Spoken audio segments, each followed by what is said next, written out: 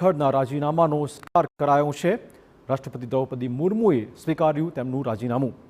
સ્વાસ્થ્યના કારણોસર તેમણે ધર્યું હતું ગઈકાલે રાજીનામું। વર્ષ 2022માં 14મા ઉપરાષ્ટ્રપતિ તરીકે તેમણે શપથ ગ્રહણ કર્યા હતા। જગદીપ ધનખડનો કાર્યકાળ 2027 સુધીનો હતો।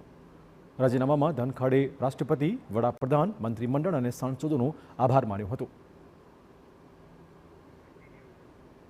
સ્વાસ્થ્યને પ્રાથમિકતા આપી અને તબીબી સલાહનું પાલન કરતા તાત્કાલિક અસરથી તેમણે તેમનું પદ છોડ્યું છે।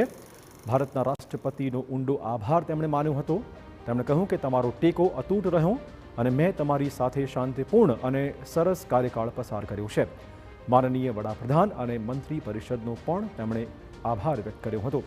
વડાપ્રધાનનો સાથ, સહકાર અને સમર્થન અમૂલ્ય હોવાનો પણ તેમણે સ્વીકાર કર્યો। તેમણે કહ્યું કે હું મારા કાર્યકાળમાં તેમની પાસેથી ઘણું બધું શીખ્યો છું। સંસદ તરફથી મળેલો સ્નેહ, વિશ્વાસ અને પ્રેમ હંમેશા તે યાદ રાખશે। દેશની મહાન લોકશાહીમાં ઉપરાષ્ટ્રપતિ તરીકે તેમને મળેલો અનુભવ અને જ્ઞાન મૂલ્યવાન રહ્યો હોવાની વાત પણ તેમણે કરી હતી। પરિવર્તનશીલ યુગમાં ભારતની અભૂતપૂર્વ આર્થિક પ્રગતિ અને તેના ઝડપી વિકાસને જોવું અને તેમાં ભાગ લેવો તેમના માટે ખૂબ જ ભાગ્ય અને સંતોષની વાત હોવાની પણ તેમણે લાગણી રજૂ કરી છે। દેશના ઇતિહાસમાં મહત્વપૂર્ણ તબક્કા દરમિયાન સેવા કરવી તેમના માટે ખરેખર સન્માનની વાત રહી છે। આ પણ તેમણે લખ્યું છે, જ્યારે હું આ સન્માનિત પદ છોડી રહ્યો છું ત્યારે મારું હૃદય ગર્વથી ભરાઈ ગયું છે। તેમણે કહ્યું કે મને ભારતની સિદ્ધિ અને તેના ઉજ્જવળ ભવિષ્યમાં અતૂટ વિશ્વાસ છે।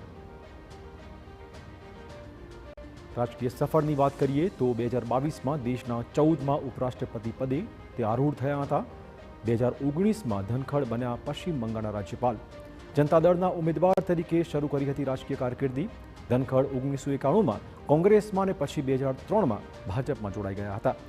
1989માં રાજસ્થાનના ઝુંઝુનુથી 9મી લોકસભામાં તે ચૂંટાઈ આવ્યા હતા। 1990માં બન્યા હતા સંસદીય કાર્ય રાજ્યમંત્રી। 1993માં અજમેરની કિશનગઢ વિધાનસભા બેઠક પરથી તે જીત્યા હતા। દેશના પ્રથમ ઉપરાષ્ટ્રપતિ જેમની સામે મહાભિયોગ લાવવામાં આવ્યો હતો। ડિસેમ્બર 2024માં તેમની સામેના મહાભિયોગ પ્રસ્તાવને ટેકનિકલ કારણસર નકારી કાઢાયો હતો।